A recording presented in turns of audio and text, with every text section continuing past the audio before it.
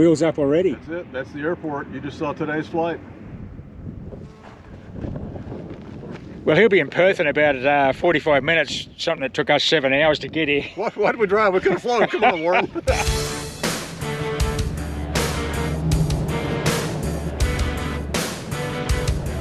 do you think?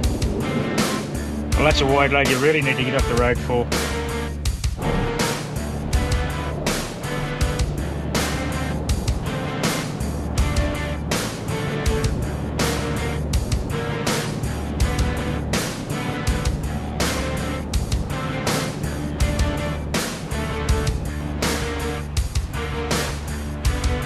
Close up the gates at night. What happens?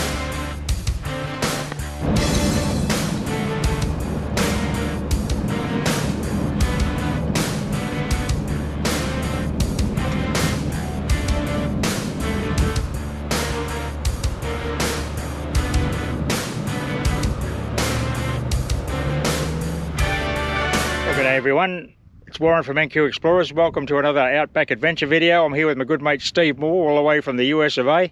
G'day Steve. Yeah, I got my mask on already. He's in disguise. Crazy. The flies are driving him mad already. So where we are now, I'm going to tell you where we are at Big Bell. This is my probably 4th or 5th trip in here. I just love this place in Western Australia, out of Kew. We're staying in Kew tonight in luxurious accommodation. That's the ruins of the Big Bell Hotel in the background that was built in the 30s. It's a huge ghost town that served a mine and was abandoned in the 1950s. So we're going to try to pull out a few coins, silver ones if we're lucky. Yeah. And we've got 2 Vortex here today, 2 Garrett Vortex VX9s. One with the 5x8 Ripper and the other one with the bigger Viper coil. So there you go. Best of luck, Steve. I'll get the gold coins out of your way so they don't bother you. You knock the sovereigns out, they're pretty pesky. I don't no interest in those. I'll dig the lead and you dig the gold. Righto, let's get into it. Let's do it.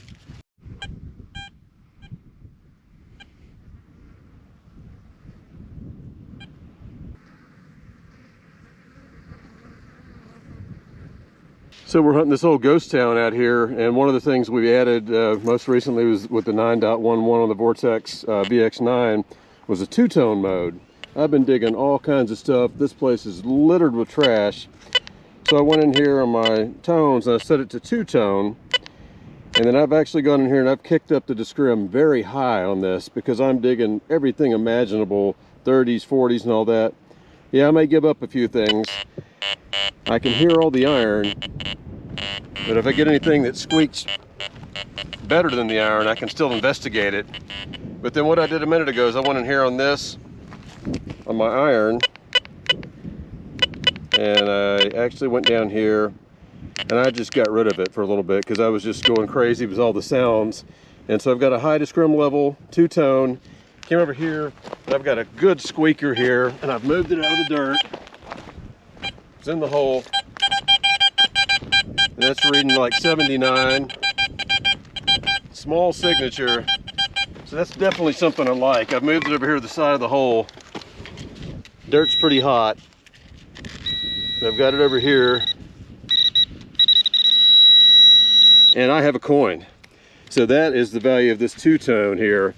Squeaking out something like this. Wow. Silver threepence. Nice. Little silver coin, popped it out with the two-tone. Yeah, that's like Steve said, the place is infested with targets. I've got the larger Viper, and I'm digging a lot of brass. It's pulling a little brass items, like bullets, for example, out of the hot ground and the iron, but you go to the two-tone and ramp up your iron discrimination high like you've just done. That's pretty extreme. You don't want to do it everywhere. Certainly I could give up a gold coin or a gold ring or something else, but there's so much trash. I just came to the point of just frustration. I went to that, and almost immediately I got this little high tone, tiny little squeaker, so well on done. the board. So Steve's on the board with the silver. We've been here about an hour. The sun's getting low on the horizon. We're about to head back to town and have a cold adult beverage and some dinner, but that's the example of the variability of the controls that you can adjust to the ground you're working. So Steve's gone to the two-tone, he's taken out all that low-end iron, and I know what he's talking about. For the last hour I've been listening to crackle, crackle, crackle, bang, bang, bang, bang, and then you'll get the high tone in amongst it. But there you go, silver, using the two-tone on the VX9. Now you're in multi, Steve? I'm in multi, yeah. Yeah, okay, awesome. Yeah, I've got my iron boundary set at a decent level because there's so much iron, a lot of old rusty bottle caps, so I've got those knocked out. So I've got those advantages, but I'm just kind of cherry picking. I'm going for the silver, but hey, it just worked, so I'm happy with that. Yeah, that's good work. Righto, crack on.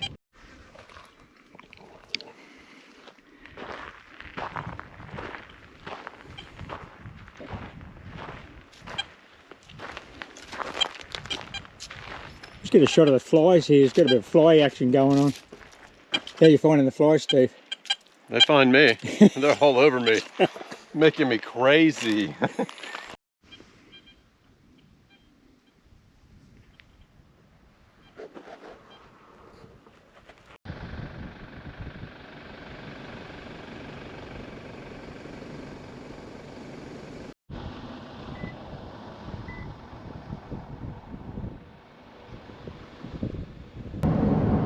Day 2, heading back to the ghost town. We got in a couple hours yesterday. Warren's at the wheel. Yeah, we're on our way back out to Big Bell. We had a great night's sleep at the Kew Roadhouse, and we're looking forward. We've actually got our hands on an old map of the town now, and we've located a few hotspots that we want to check out. There's 2 schools, 3 churches, the bakery, which I like the sound of. The ruins of the old baker's oven is still there, so we'll have a look at that. There's lots to see and do out here, and the potential for lots of relics and coins, so we're really looking forward to getting into it. It's going to be pretty warm today.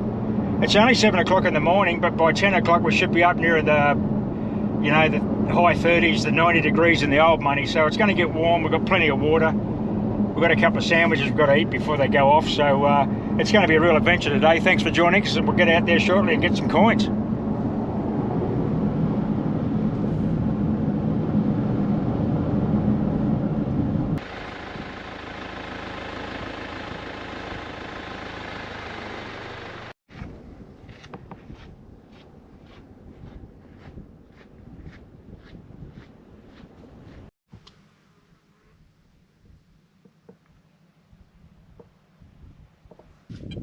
Okay, so where we're coming up on this now is the Catholic school, the main structure where Steve's running around with that little ripper coil.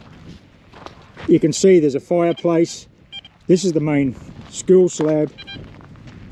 That in the distance, that little brick structure may have something to do with the toilet block. There would have been a girls' and a boys' toilet, and the sports oval out the back. But straight away this morning we've noticed there's far less target clutter here and there's less iron in the school grounds, which kind of makes sense. So we're going to spend a couple of hours here, then we're going to head down to the bakery and check out a couple of the churches in town. Okay, Steve and I have been here about 20 minutes. I went through the school side. I didn't get any good repeatable, just bullets, and came to this house slab, which I'm just going to say is a teacher's residence because there's the boundary fence and that's the school over there. Steve's come to witness this awesome event that's just occurred. That's a house slab, and I've just got a silver sixpence by the look of it. About 3 inches down.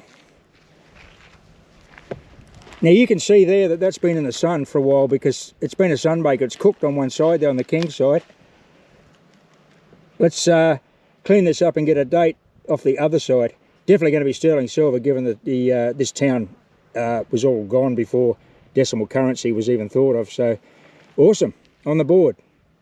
Okay, that coin is sunburn on one side, and on the other side it's heavily encrusted with clay. I'm not going to clean it out here now. I'll get back to the car and we'll dip a bit of water on it there and we'll see if we can get a date for you, and I'll take some still pics that I'll put at the end of the video or at the end of this little sequence. So yeah, 20 minutes in, we've got silver.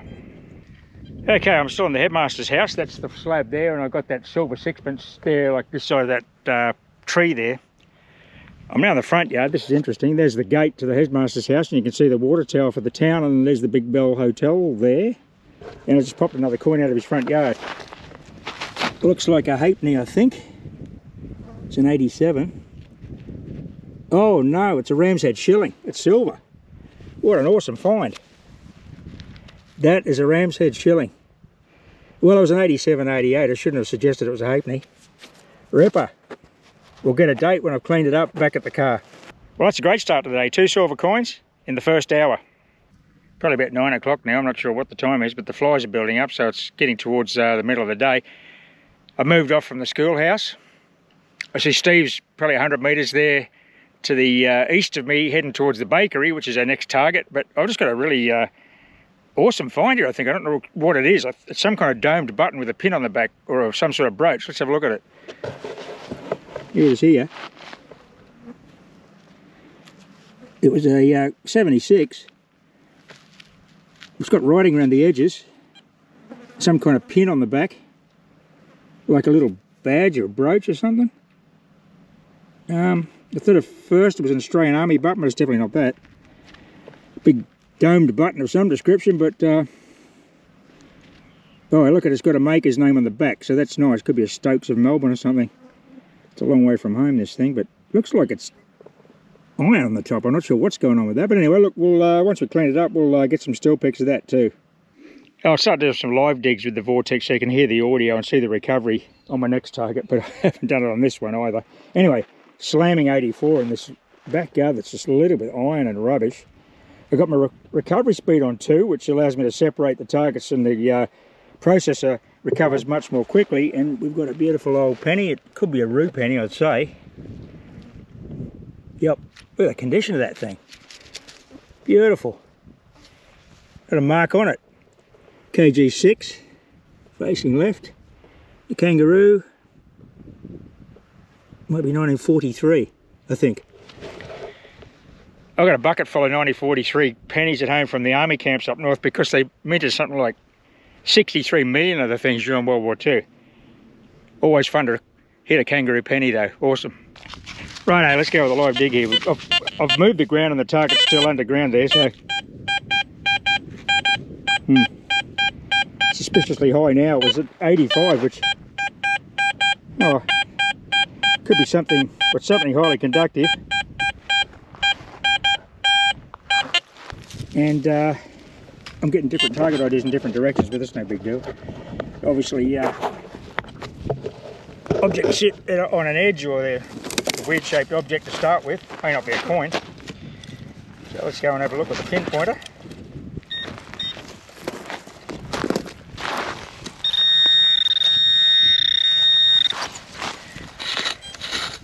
Seem to be reasonably compact, but once I get a bit of depth like this, I'm not going to keep going because it could be buried, big piece of tin down deep. No. Let's check that with the machine again.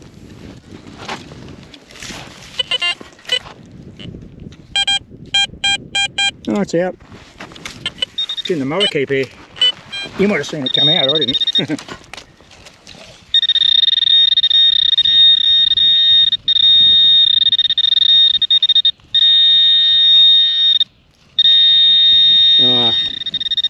That'll be it. It's just a bit of scrap alloy. Hence the inconsistent target ID, but that's okay. I'm okay with that. What is that after all? Don't know what that is. Aluminium of some description. Okay, I've eaten 3 flies since you last saw me, but I've just got another coin by the look of it. I think it's a halfpenny. It was a high 70s signal. May even be a Commonwealth halfpenny.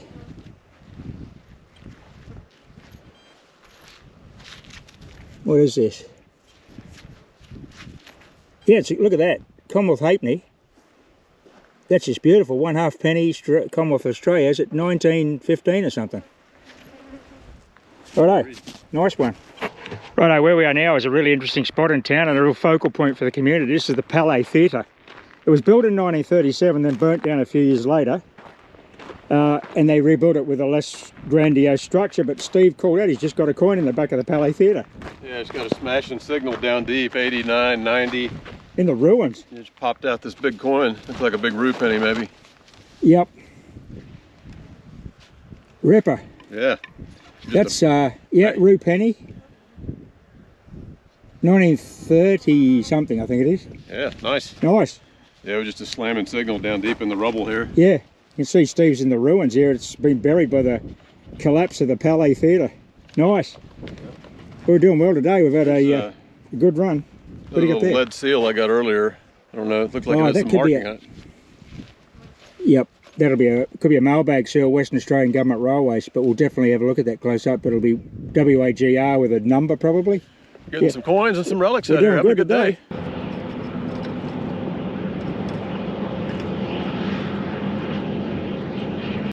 Right, we'll just have a bit of a drink back at the car and a bit of morning tea, a few muesli bars and things. Where I am now is the bakery.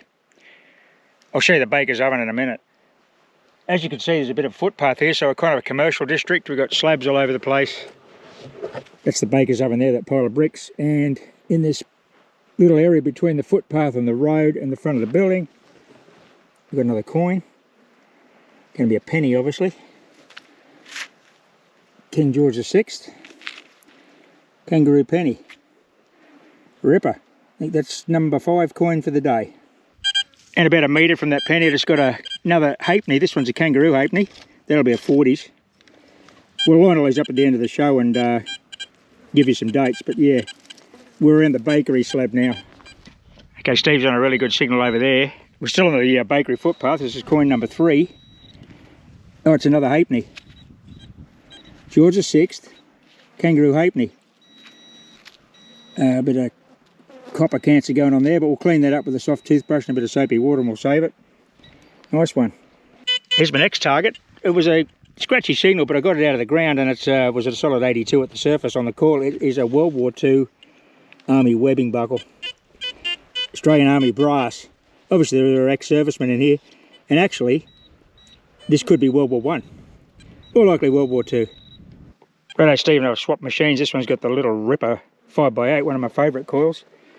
Alongside this main road house slab, got another coin, halfpenny. I think it's number 3 halfpenny for the day. Nice. I'll get all some dates lined up at the end and we'll see what we've discovered today. Righto, we've had a bit of lunch. We sat in the car for a while to get out of the flies. Not that I worry about the flies too much. I'm kind of used to them. Okay, so I'm over here near the, on the way to the Catholic Church there, house slab, and I've got a coin, which looks like it's still stuck in its clay matrix here. It'll be a kangaroo penny, no doubt. It's busting. Oh, look at that side. That's nice, isn't it? That's the king, I think. Ripper. Solid 86, as pennies usually are on Garrett detectors. Then that's the VX9 with the 5x8 Ripper. Here's a nice eyeball surface find. An old marble. I'll check it with the UV light and see if it's one of those uranium glass marbles, because it's going to be that vintage. Nice. This is a solid 86 here. We're going to go live.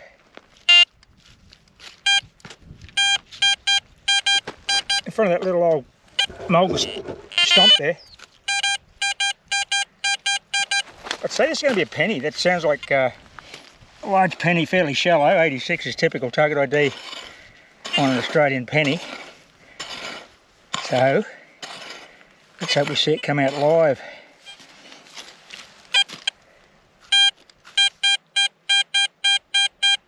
It's out the side and I'm still getting a solid 86 target ID around here.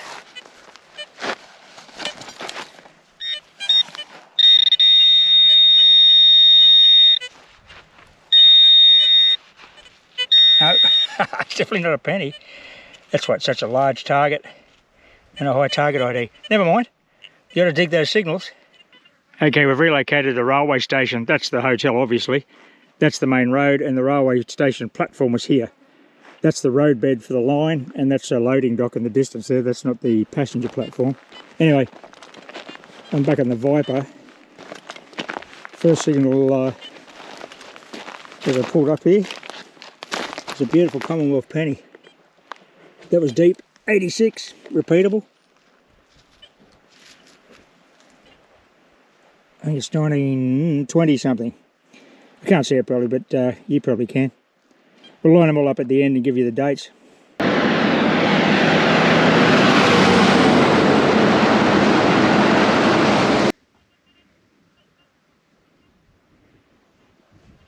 Okay, we've worked into the single man slabs here. Steve just recovered a 303 bullet or something. And here I've got a solid hit on a penny. As you can see, it's it's KG6. It's going to be a kangaroo probably, but I won't clean that now. I'll wait till I wet it up. Nice one. Well, this is a bit of an epilogue. We went gold prospecting this morning and did some videos out there, but it's now late in the afternoon. It's about 5:30 in the afternoon. It's cooled off a little bit. And so Steve and I decided to come back out to Big Bell and see if we can pop a few more coins. And I've just got another one. Beautiful Commonwealth halfpenny. Now this target was very shallow because it was just banging all over the coil. It was just screaming at me, this thing. Look at that. That is beautiful. 1.5 penny. Beautiful design of a coin. And this will be probably King George V on the other side. Oh, okay, well, there's the king. Covered in mud and clay from nearly 80, 90 years in the soil there. But anyway, we'll clean that up and get another date off that one. All right, well, Warren was tearing me up on coins the other day, but I'm finally getting back in the game. Got a couple coins here. Nice. Rue and a 1/2 penny.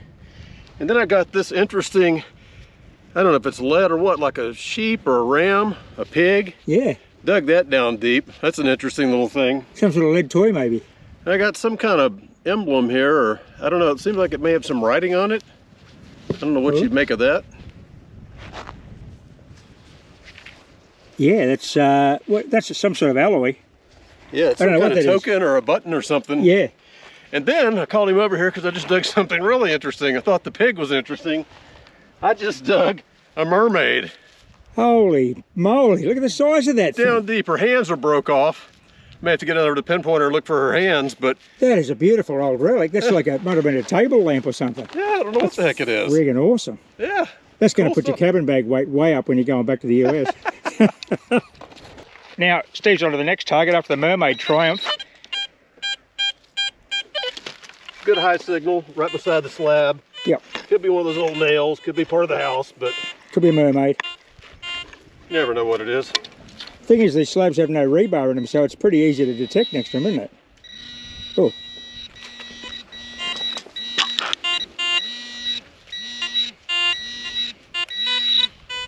Coin. We got a coin right beside the slab. Penny. Or halfpenny, is it? It's smaller. Halfpenny. 1/2 penny. Yeah. Nice. Back in the game today. You're ripping into it today. Yeah. Yeah, I know that's straight into the sun, but where Steve is silhouetted there in the afternoon sun, these slabs here are the single men's quarters, and there's row after row of them. Way down in the bush there where we were yesterday, you can see the urinal from the public school toilets. And down here, I didn't even detect this, got a sunbaker. We've got a silver threepence. It looks pretty sunburnt, so I'd say it's been on the ground a while. How old is this one? That's in good nick, isn't it? Oh, it's a coat of arms, so it's not going to be. It's going to be 925 silver. It's not a sheaf of wheat. It's a Australian coat of arms, so it'll be King George V. Yeah, there he is, looking to the left with the crown. Awesome. I'll get a close up of this coin. Okay, the shadows are getting long. You can see where the water tower is. I'm just working that slab there. Steve called me over. He's got some sort of oh, it looks good. It looks good. I'm going to suggest this is a some kind of roundness. Some kind of shiny roundness, buddy. Oh, nice. Silver threepence. Yeah. Wow. We've got 2 silvers this afternoon. Yeah. Righto, just after filming Steve's little silver threepence, I came back to where I had my detector sat and straight up banged out a halfpenny. Man, this is a good area here. There you go, it's a kangaroo halfpenny. I can see it clearly in the afternoon light. What a ripper. Righto, the sun's well over the yard arm. We've got 2 fingers. That's about 30 minutes of light before the sun's over the horizon. Got to go hard. Righto, this front yard's produced 2 coins. I'm next door to Steve's house where he got the silver. And I've got another halfpenny. Oh, it's a Commonwealth halfpenny. That's an old one. Nice. That was a pretty solid 77, 78. Once I got it out of the ground, it was a low 80s on the Vortex. actually an 18 kilohertz this afternoon. Single frequency.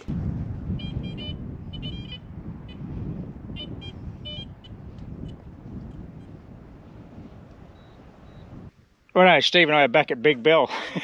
Over the last 3 days, I think this is our 4th trip in. We've been doing other stuff in the mornings and the afternoons. We're not far from, we're staying in Kew, so we come out here for a couple of hours before we head into the hotel for dinner. So yesterday we were working till dark on the other side of the track over there behind the camera where the single man's quarters are. We've just come on this big slab here. Got a nice long front footpath and a rather large house for what we're seeing out here. Anyway, this was a really deep target. It took forever to get this down to this point without damaging it, so I was very careful to get this coin, which is a halfpenny. Now, it was a low target ID.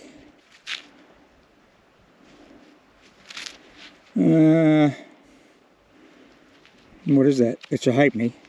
Well, it's the size of a halfpenny. Usually the low target IDs like that are the Britannia English coins because, no, that's a King George. It's going to be an Australian kangaroo halfpenny. Very low target ID, but it was so deep that it would have been giving, you know, wasn't presenting that well to the call for an accurate target ID. That was 78 when it came out of the ground, so that's about right. Australian halfpenny, deep under the ground there, like that's a fair way below the level of that footpath. These are interesting trees, aren't they? Anyway, this larger slab just produced a second coin over here. It's going to be a penny. It's a slamming 82, 83, and then flipping around in the plug as I dug it out. But I can see there's a coin revealed here. Just got to find it again. Better go and retrieve my camera. Still on the Vortex VX9 with the Viper coil. Now, where did I see a coin? You can probably see it now. Okay, let's use a detector. If only we had some way of finding metal in the ground. Oh yeah, okay. Let's go with a pinpointer. Just on the edge of the coin. There, see that there? Still in the dirt. Still covered in dirt. Well, she's encrusted this one. Oh, wait a minute, it's not a coin. It's got a hole through it. Some sort of medallion. Or it might just be a machinery tag. Oh yeah, look at that. Not a coin at all. Just a J machinery tag. I'd say that's what that is. And this J was a dog. It's quite possible. Nice bit of metal though. I don't know if that's actually made out of a penny and stamped. Anyway, that definitely warrants closer investigation. Righto, Steve just called me over with a find. We had a cold drink and relocated to another spot in town where we haven't been before. Big slab here. And 5 minutes in, he gave me a yell. Come have a look what I've got. So, what have we got? Now, this is a big slab. Yeah, nice new area over here. Yeah, well, it's got better since you found something. Well, I got up here on this brush and I got a good hit, so I chopped the brush and moved it back. Had a solid repeatable 83 small signal. There she is right there. Silver sixpence. Silver sixpence, beautiful. Gee, nice. That's King George VI. Yeah, right. That's great neck too. Yeah. Yeah, there's the coat of arms, and you'll probably be able to see the date there on the video. We can't. Banging Nice. signal right there. That's a ripper. Yeah. Well, don't stop there. That's the, we're hoping to get a few more silvers, and you've just banged one out. Okay, we're coming back on another find here. Steve has moved to the next slab, and he's got another silver coin, apparently. Threepence, he yelled out. Yeah, I had a good signal, hitting like in the high 70s, but then there's some iron mixed with it, so I thought, well, I gotta dig it out. I dug it out, got a nail, got a piece of a screw, went back over and it was still ping, ping, ping, ping, pinging. Well, there it is. And popped it out. Got me another little silver, baby. That's a sixpence. Another There's sixpence. a sixpence, okay. Yeah, that's 3 more pence than a threepence. I didn't even pick it up, I didn't see what it was, but yeah, that's a sixpence. All right. That's nice. So you got 4 silvers. Now, hey man, we're working this place. I think we're gonna have to call this Silver City or something like that. It is Silver City. Silver City Ghost Town. Well, we moved, and in less than 10 minutes, Steve's got 2 silver coins. Well, what an afternoon Steve and I are having here. We're just loving it. He just popped out 2 silvers in 10 minutes. I came over to this next slab, not a coin, solid 86, and you would not believe what I found. To me, this is the holy grail of Australian metal detecting. Got a Rising Sun collar badge. It's in perfect condition. It's even got the pin on the back. Now that could easily be World War I, more likely World War II. A digger's out here working in the gold mine at Big Bell. Look at that thing in the afternoon sun. That is just beautiful. Perfect condition. Of course, they were enamel black originally. Still got the pin. So the digger's wearing his old army uniform out here in the winter to keep warm. That's topped off the trip for me. Righto, we're late in the day and we're back in our hot spot where we were yesterday. And Steve's pulled another coin. This is the yard I think you pulled 2 coins out of. Yeah. Came back, got a little squeaker right up beside the slab. There she is. Looks like another sixpence, is it?